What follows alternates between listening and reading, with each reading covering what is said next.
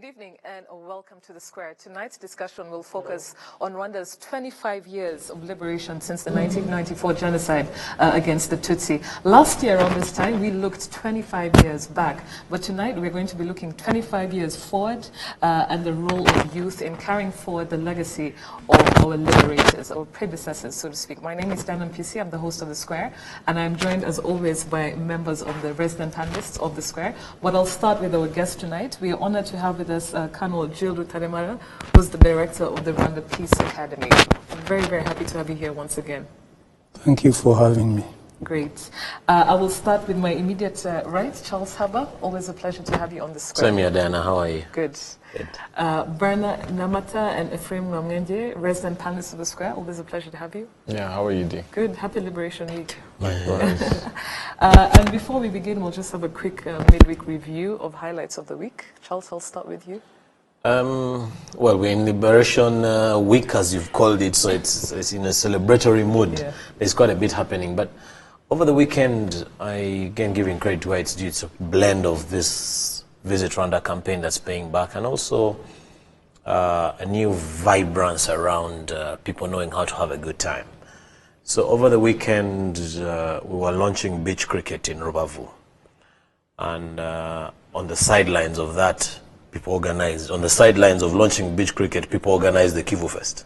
And other people organized a few other events. But I'll tell you something that struck me.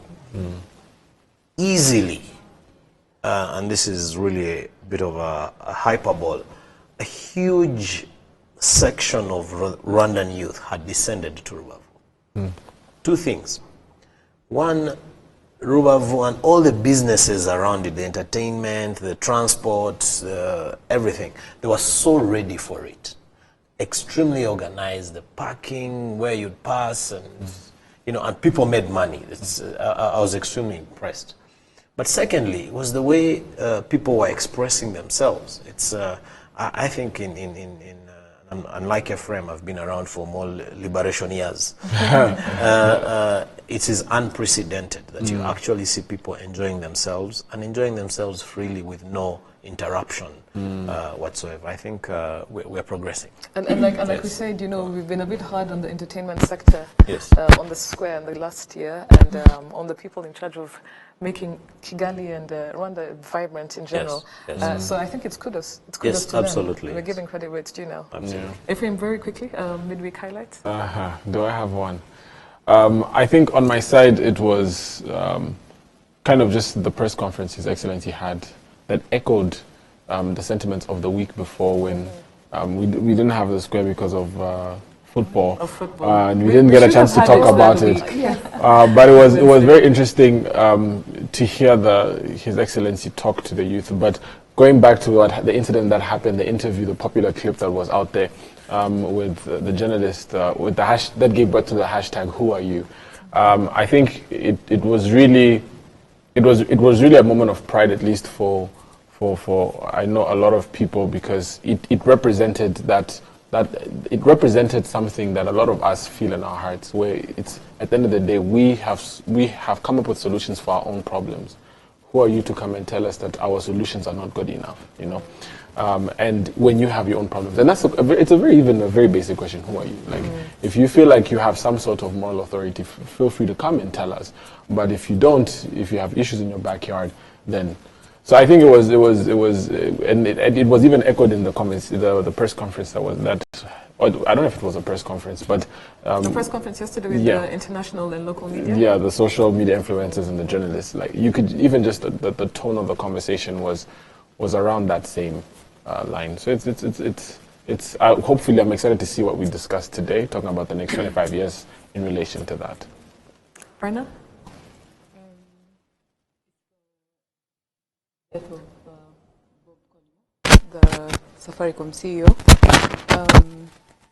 and just because he was one of a kind in terms of business leadership, because when you have a strong company, and we see this in many countries, you don't often see leadership at all levels.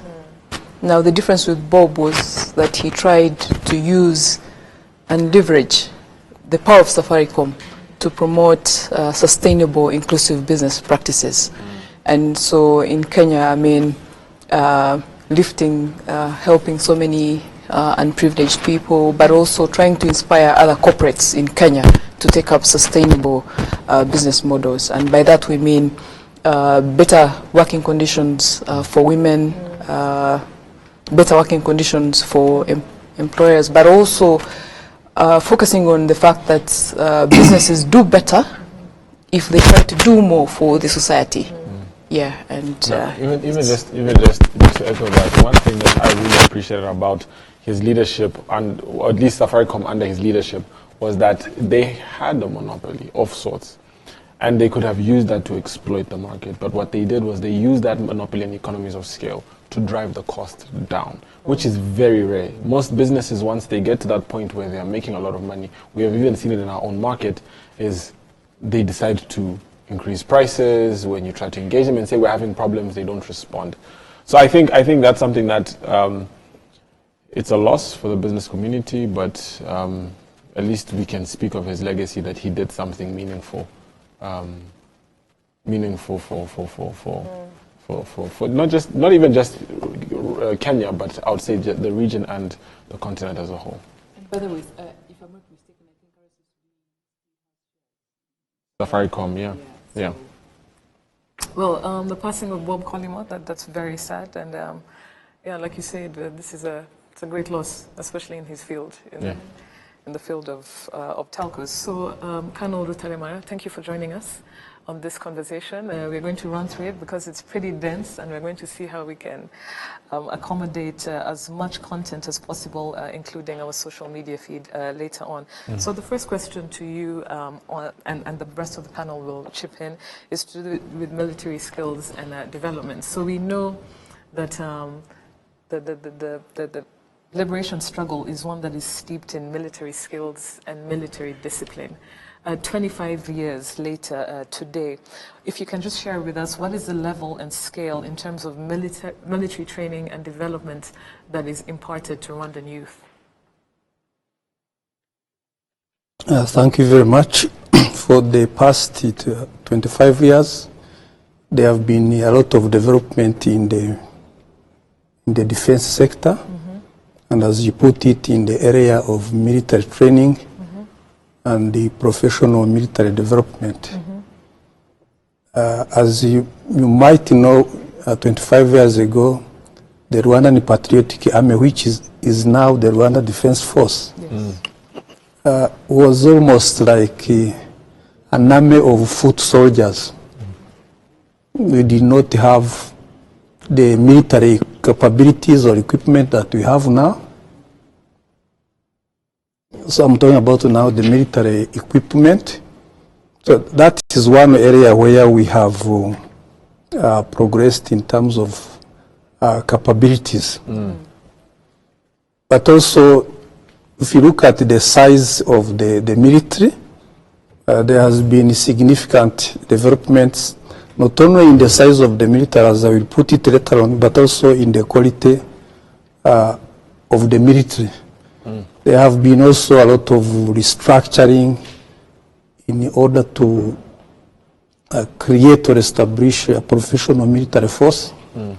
So that's how we've ended up with the three services: the military, the army, the air force, and then the reserve force. But over that, the army that we have now is totally different from the one we had. Different departments, from administration, personnel, from defense intelligence, training and operations, logistics. All those have developed into big and more elaborate departments. We also have other completely new departments, of course. The RPA could not have had, for example, a department of peacekeeping, because that time the others were also supposed to be peacekeepers. So we have, in terms of departments, we have also come up with the specialized units. We have a number of specialized units. And you also brought up the issue of training. There has been a significant amount of training at individual level, at unit level, and also specialized training, so to say. And all these are in line with the military professionalization. And this training has been at different levels, at the strategic level, at operational level, and at the tactical level. So in terms of training, a lot have been done. The RDF trains its officers and men, mainly the officers from within the country, but also some training is done outside the country. But over and above that, that training goes with the also formal education, because we train doctors, we train in other fields like engineering and so on.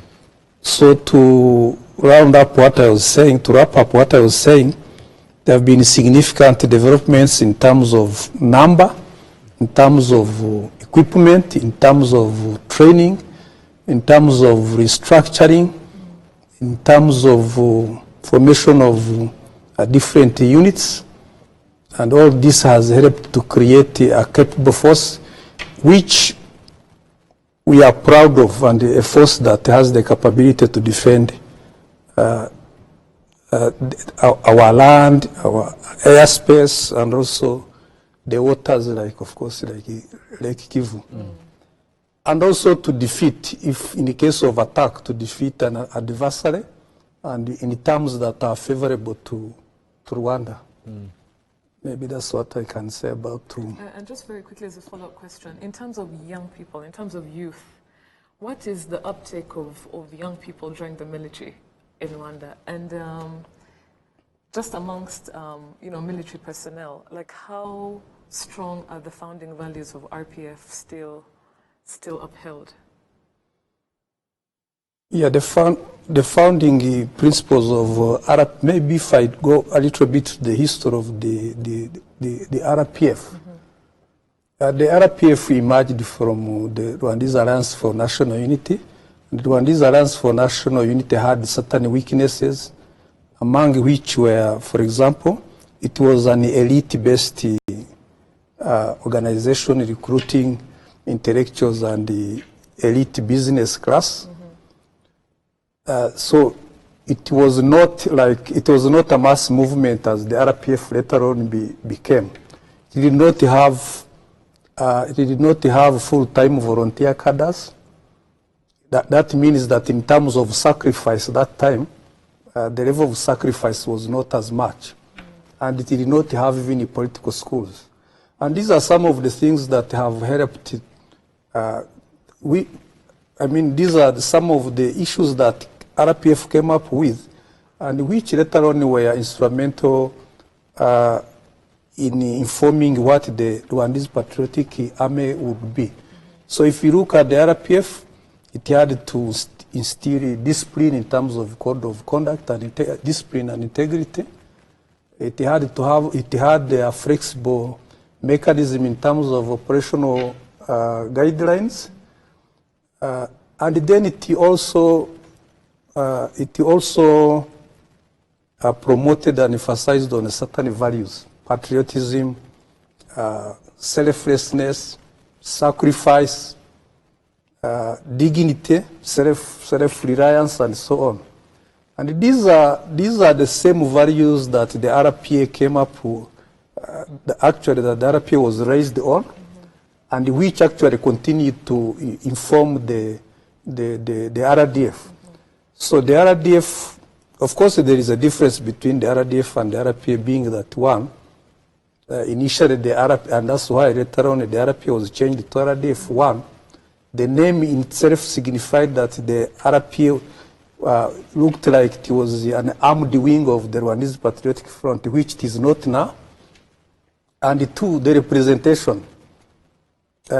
Since 1994, and even before, there has been a lot of recruitment of Rwandans, and now it represents the entire population.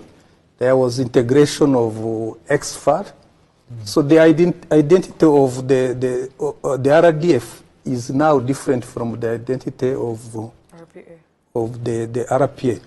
But when it comes to the same values, because what the RPF was fighting for, and which was in its 8-point program, is actually still as valid as it was during that time. Maybe some points have, just 1 or 2 points have been added, like fight against genocide, which that time was not one of the points of the political program. So the same values of discipline, dignity, self-reliance, all those ones are issues that informed the RPA. So if you look at the Liberation War, you can see even these values, like when the RPA was fighting, the idea was that nobody would come from outside to come and do the fighting for you. Nobody would give you the equipment apart from the members of the RPF.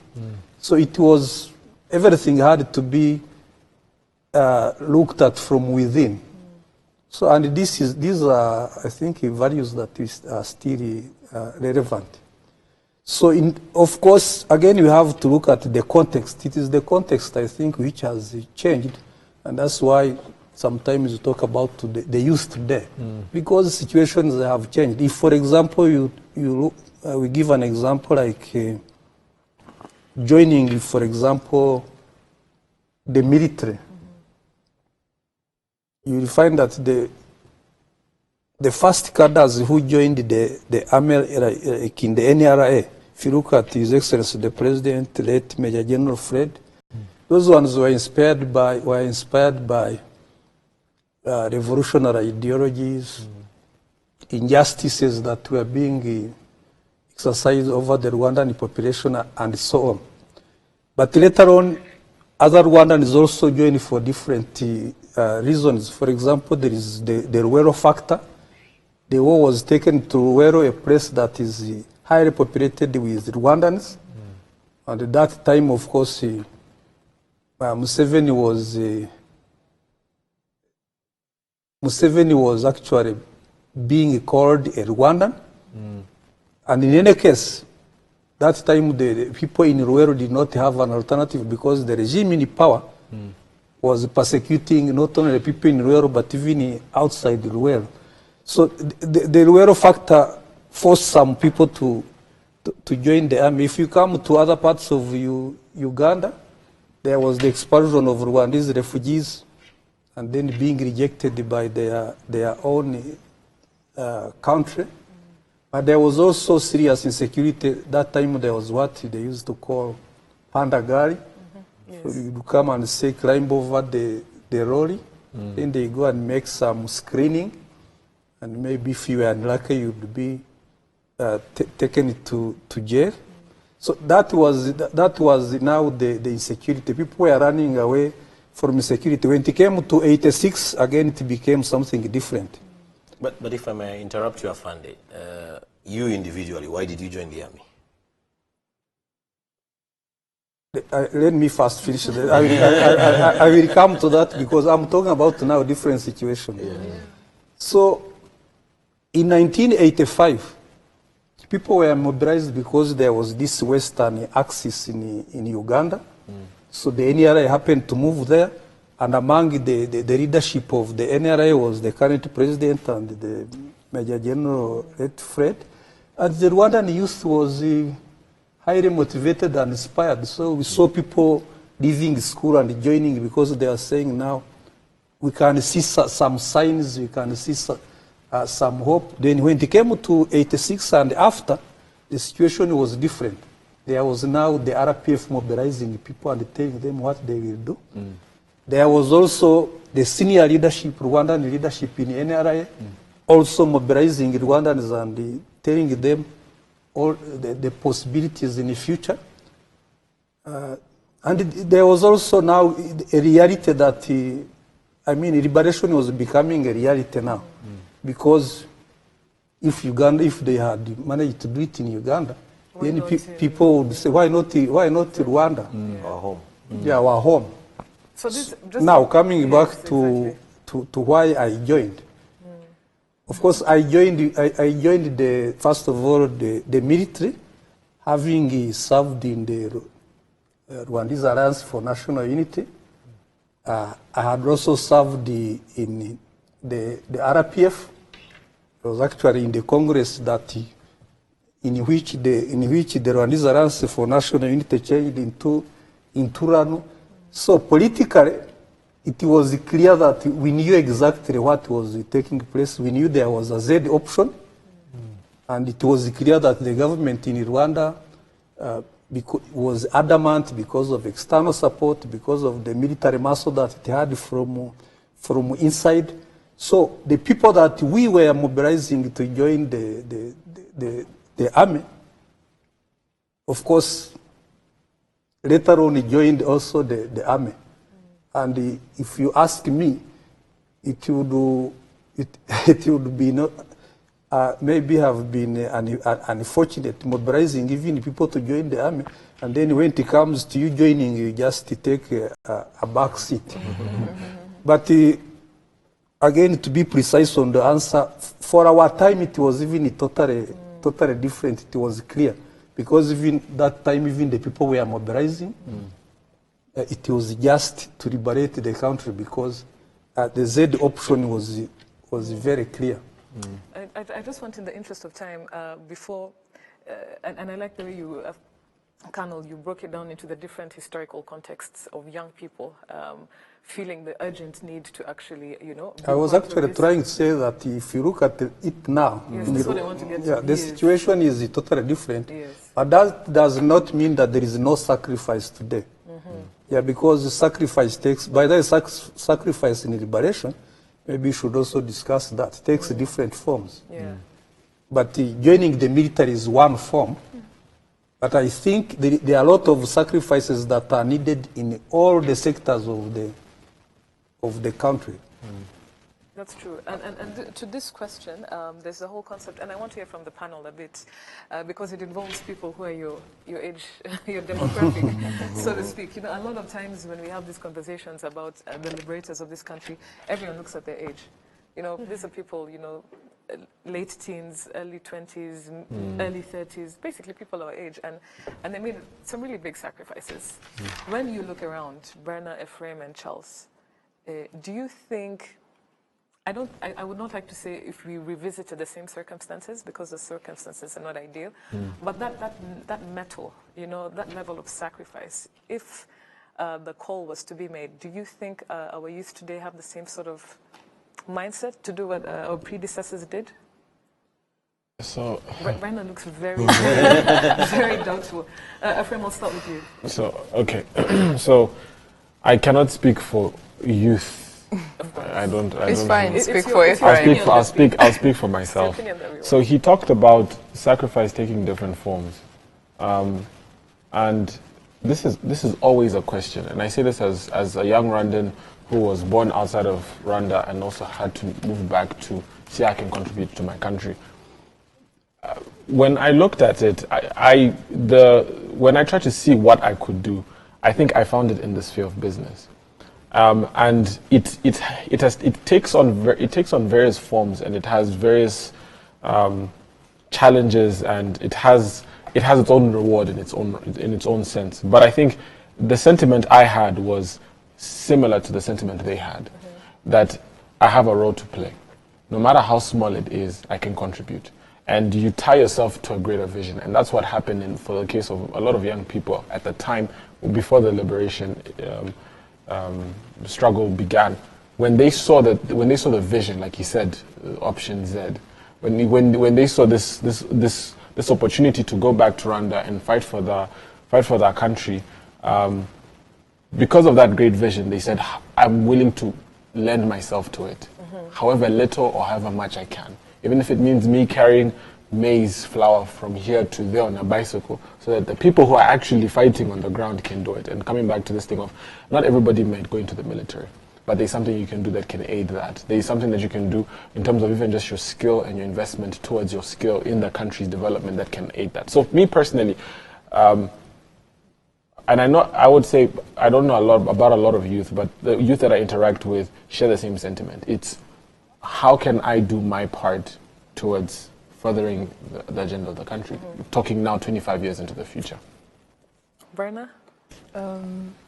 It's a very complex question. I wish it was a yes or no, but in general, I think for me, if I look at the social contract, it's quite strong, and that gives What hope. do you mean by social contract? If you can just break that down. No, I don't want to be a political scientist, but essentially the social contract theory is the doctrine around political legitimacy.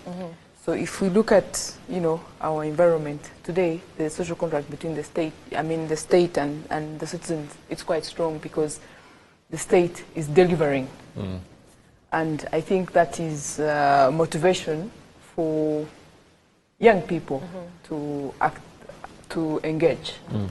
But I think the challenge is for us as young people to understand the magnitude of the responsibility. And it's difficult today because, of course, the circumstances have changed, and there are all sorts of external factors that will pose threats to internal cohesion. Yeah. So as much as there's willingness, there may be willingness internally. The challenge is how you agree internally, but also deal with these external, issues or influence that may come as a result of, globalization. So as youth, I think there has to be an awareness, self-awareness, in terms of the responsibility. It is very easy to talk about or to look at Rwanda today as it is, a lot of progress, and take it for granted, without imagining that with globalization, there's so much that can come from outside and actually undermine the progress within a short time. And I like though you say that, just to interrupt very quickly, because I think the fight is different. The fight is not within our borders today. The fight is very different. And if you're not self-aware, this goes back to the who are you sort of narrative. This is where we can get lost. But sorry, carry on. So there's that, but also we are increasingly seeing that, for instance, the information war that we face. Theirs was, guns. Now it's information.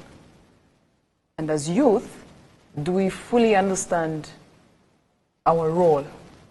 Because beyond social media, being able to tweet, are we able to contribute to the information age? Exactly. In a way that leaves the country in a better position in terms of influence. Because it's about influence, let's be honest. So, and I think as youth, because we have the opportunity to be better educated today, we have the opportunity to be exposed to the global environment. Rwanda has opened up. So I think there's a challenge for us to be fully aware of some of these emerging challenges in a new world. Absolutely. Charles? Afande Gilles said something very interesting around the wars today being different, and the motivation to join the war or to participate in whatever liberation being different. But Diana, just specifically to answer your question around do the youth today actually see themselves giving the level of sacrifices that their fathers and their fathers' generation did? And mothers. Our mother's generation did. And I'm going to give you a practical example.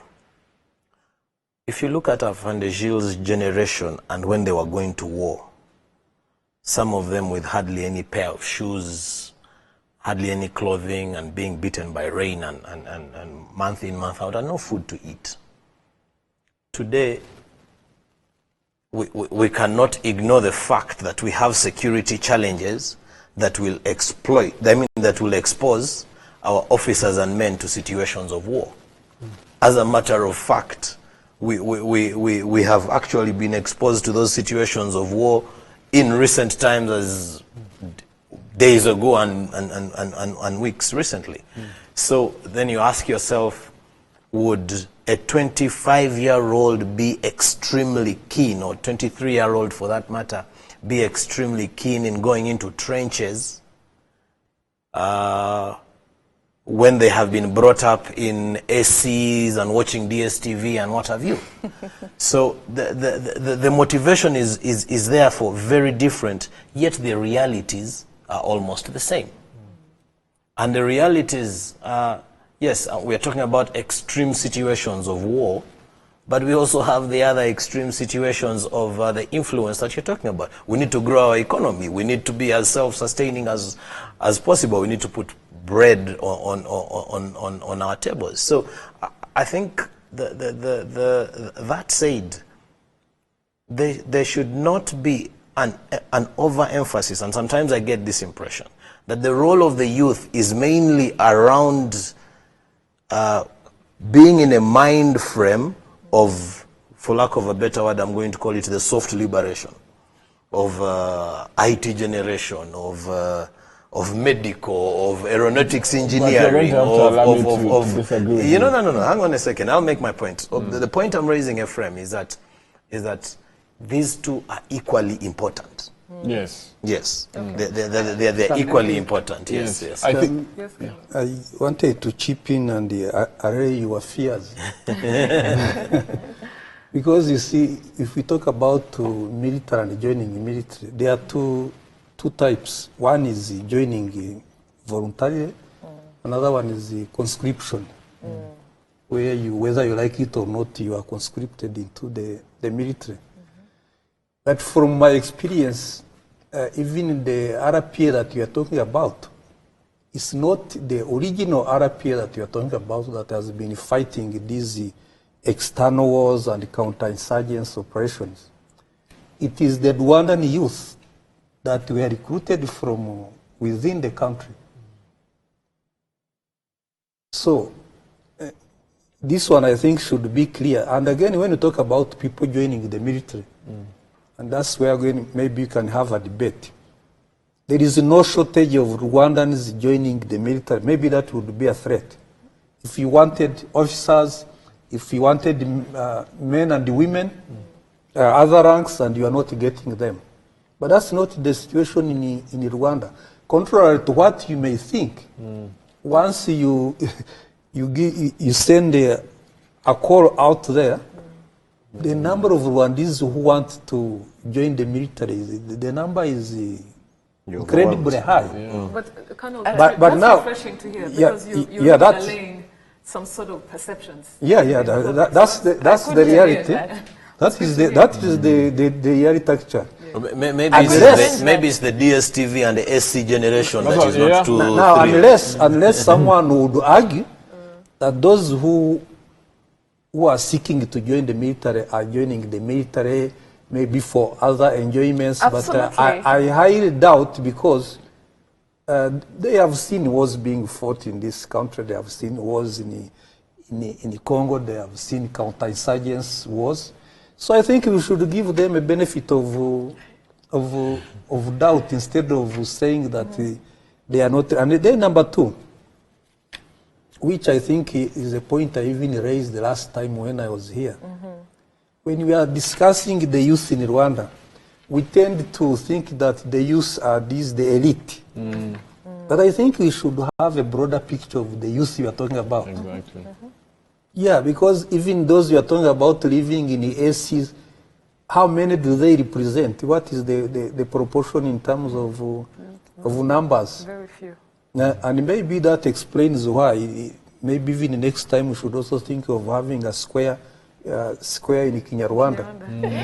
Yeah, because who are our targets now, our audience? Because maybe most of these young men and women maybe would be a better audience.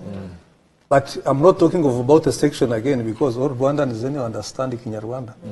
So we can maybe have two squares where even Rwandans because these are questions of interest to them. So I was trying to allay your fears that in terms of the RDF, something that I know very well, which nobody can contest, if you want a very big number of the military, you will get it. Maybe the problem will come when it comes to screening.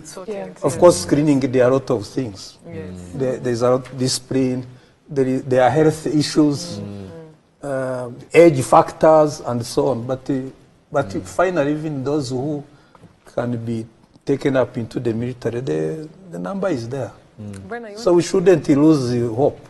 No, but that's good to hear. It's reassuring. You wanted to say something, or have you changed your mind? And I haven't changed my mind. I think the panel has set the record straight. But briefly, before we go to a Twitter feed. Yeah, I was just wondering why there's still an age limit on joining the military. And the reason I'm asking that is because as much as you have interest, a lot of interest when you ask people if they want to join, you're targeting young people. And there's a bias, in my view, in terms of age, because I think you just said it's 20 and below? 20. No, it depends, but at least when you talk about age, we don't expect to recruit someone at the age of 30. Why not? My friend, you're not a spring chicken. Let me pretty much. You're too old. Let me explain why I'm asking. Yeah, let me give an example. Supposing you are going to be recruited and you are private, the nature of the job that you are going to do, and the time we are going to spend serving again the military, because it is an expensive venture. You don't just get recruited, trained, and then serve for 1 year and then get out because you are old. So it is also important also to mold the people when they are still young, and also energy is very important. So Brenda, what is your point? And let me explain. It's not only joining, even leaving the military.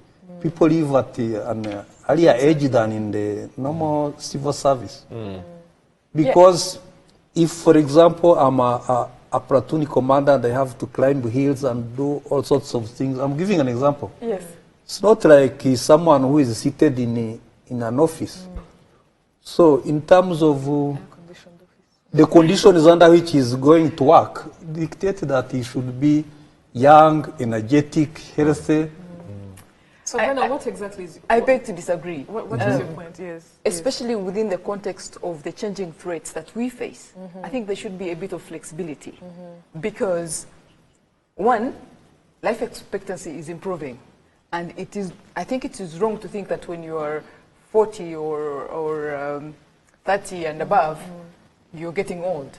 I think that mentality has to change because life expectancy is changing and people will be more useful and they will live longer. You should take a leave from footballers. And two, they retire also. And two, I think in my view, given the threats that we face, the military could benefit from this experience that some people who spend some time in public service or whatever they've been experts, they could join. There should be an option for them to join the military. So maybe not the physical aspect. No, that one is there. Let me. That one, for example, when it comes to reservists. Yes. Yeah, that one. For example, I can be a driver and I'm a reservist. Is not military. I want to wear the uniform. Let's go to no, even reservists wear uniform once they are activated. Let's go. I want us to go to our social media feed, to Twitter specifically, and this particular, these tweets are a series of tweets we asked you early on to the day, Colonel, just for your information, and people's understanding of Kwibohora. Like, what does it mean to you? What does it mean, especially 25 years after the liberation? And these are some of the tweets that we are seeing. And I'll want us to read the first tweets. The first tweet is from someone called Adam.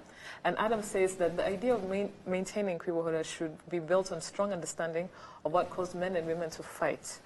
And in quotes, enjoying the fight. Because the fear to stop the evil keeps you away from enlightenment. For me, Kwibohora 25 means to be enlightened. Before we go to our next tweet, what's your take on this? I think it comes, especially the parts in quotes. Enjoying the fight. No, I think it comes down to the strong, a strong why. You know, they say that you need to have a strong why. And he called the current liberation for the next 25 years a soft one. That's what I was saying. I don't agree. think so. But because actually, I think this one is harder. Yeah. Because at least complex, it's more nuanced. exactly, because the why is not as black and white as it was back then.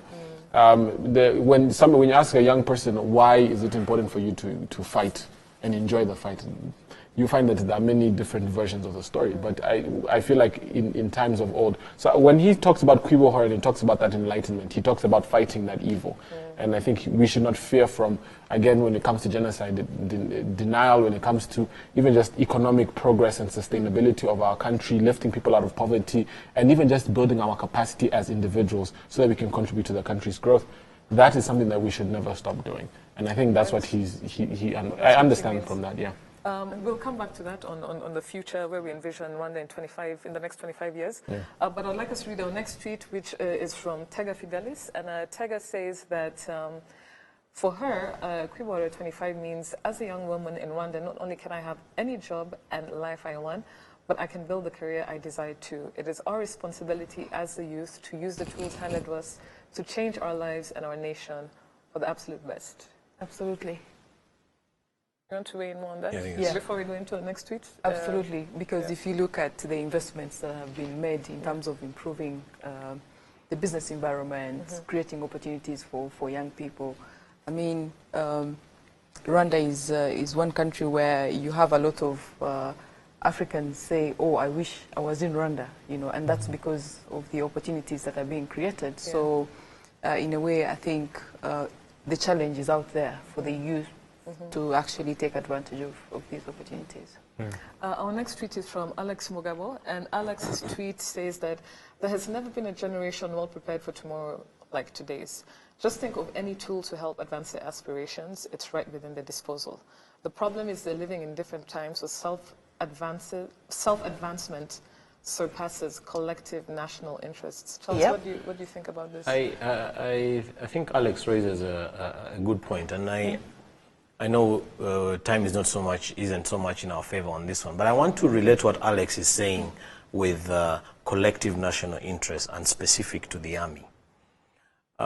When you look at some of the developmental projects that our army has undertaken, just today I think there was a launch of a large project. There was classrooms, accommodation, and what have you. Model village. Yeah. Yes. But when you go into other, so you know, go to bridges, you go to certain areas that are very remote, and you'll find the engineering brigade and reservists being involved in work that would have otherwise not have been attractive for a pure private entrepreneur.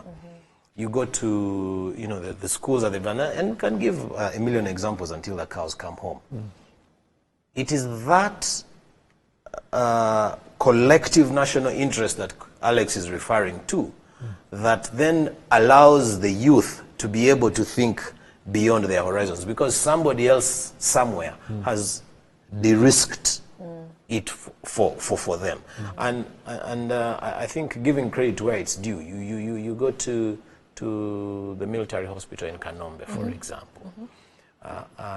Or you even look at government institutions that are run by soldiers.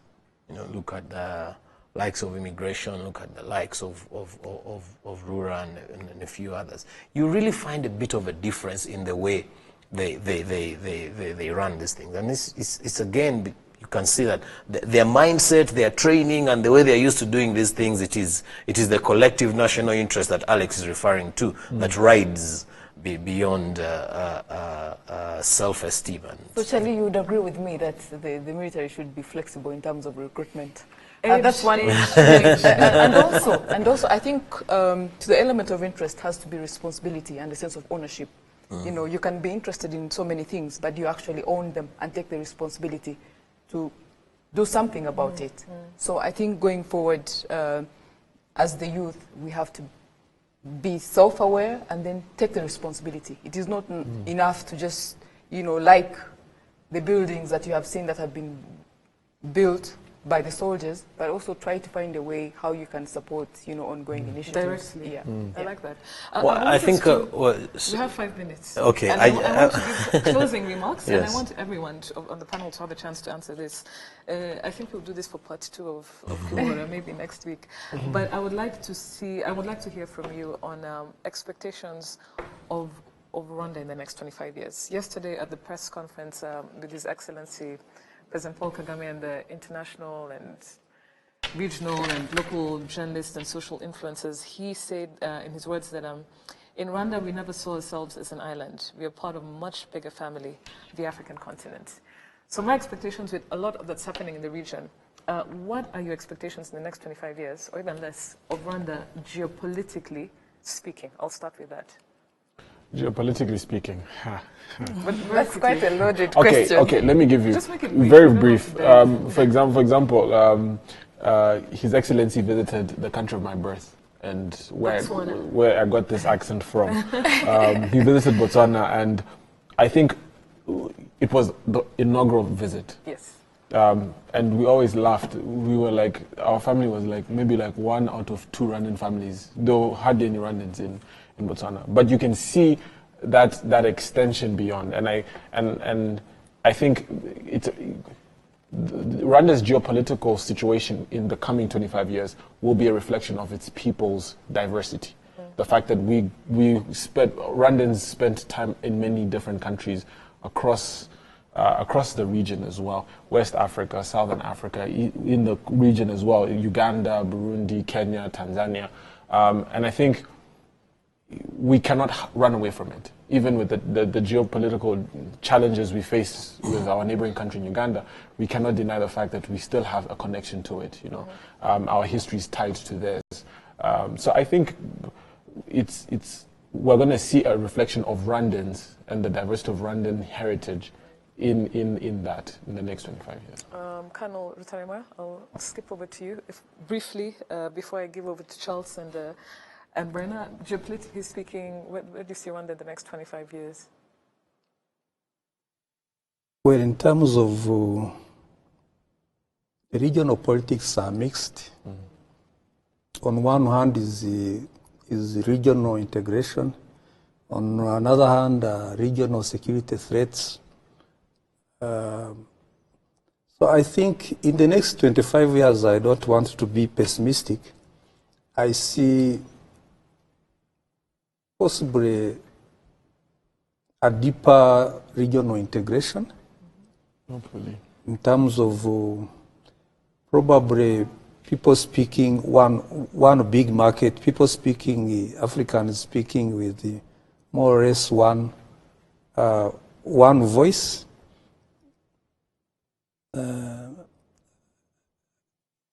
As for Rwanda, I also see in terms of human security,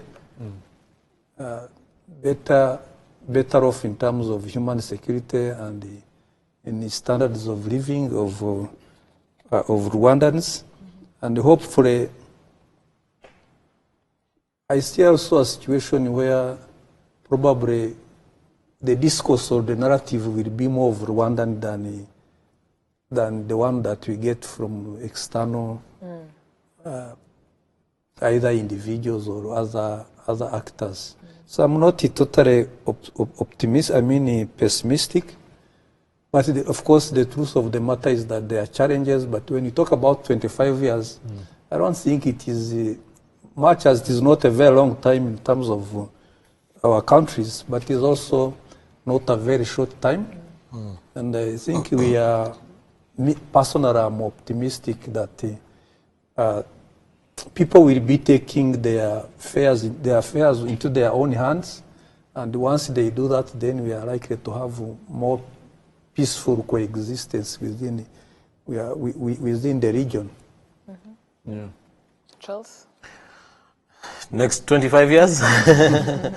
I think one thing that is extremely important for us to achieve whatever we dream of achieving is that the youth should not have a sense of entitlement. And I think with the Rwanda Peace Academy of Gilles and all the other teachings that you and your colleagues are involved in, it should be something that should be constantly reminded. Because some people do not appreciate where we are coming from, and they say, that's your business. You know, my daughters do not want to know that I used to walk to school, or that my parents were refugees. That's my business, right? So, and therefore it is very, very easy for the youth of today to feel they are entitled to what they have today. In as long as we have a cross-section of people who still think like that, the journey is going to be a very long and rough one. And I think that's one thing that Afande Gilles, that needs to be constantly emphasized, that we all have a role to play in terms of making this whole Kwibohora journey fruitful one. Actually, that's why I talked about the narrative. Yes. These things are also based on the education that we have had or we are having. Because it is this education, out of this education, that someone tells you that is your business. Yes. So our youth must understand even the history of our country. They must understand that whether they like it or not, they should be part and parcel of the challenges, of the opportunities, because they can't run away from it. Yes. Yes. Just before Bana comes in, I just want to say one point, Diana. Bana is coming in. With which minute? Oh, sorry. Yes, I think the other thing that we all need to understand is that the cost of failure is very high. Yeah. So in whatever we are doing, whether you're selling your sugar, your rice, or writing communication papers, or spinning on behalf of the office of the government spokesman, we need to all understand that the cost of failure is very, very high. There used to be a song that Afande Gilles used to sing during hard times, that hata tukikonda kama misumari hatuwezi kurudi nyuma. However the circumstances are rough, we cannot move backward. So the cost of failure is very high, and that's something that we need to keep at the back of our minds. Very quickly. I think national service should be compulsory. Yeah, after high school. I think whoever is in charge should consider making national service Like countries compulsory. like Israel? Yeah. Yes. It's the only way, in my view, we can sustain our history and also take the responsibility forward. I think we should have this next week. Yeah, national service. In my view, it has to be There's going to be compulsory. a lot of resistance Yes. from people, but it's interesting. I did something like that, and In I the had long one term- disappointment. Our chief instructor was excuse my Spanish, was the fool who was arrested last week, Captain Habib at the time. We were And told. yes, and for him to have been instilling in us that discipline, that focus during that inaugural But you got the at Ingando. Yes, we did, but focused it is on that. extremely disappointing that the same person who was teaching us the ideals of growing our economy is... What happens after? Yes, The rules it's, of yeah. justice. What happens after is, I'd like us to come to the end of the show. Colonel Rutarimana, thank you so much for joining us. Berna, Ephraim, Charles, always a pleasure having you. To the people who are watching, thank you for tuning in and wishing you a happy Liberation Day tomorrow. And before I sign off, I'd like to thank our partners, Uzi Collections and Made in Rwanda, for always being on board with us. Thank you very much and have a good evening.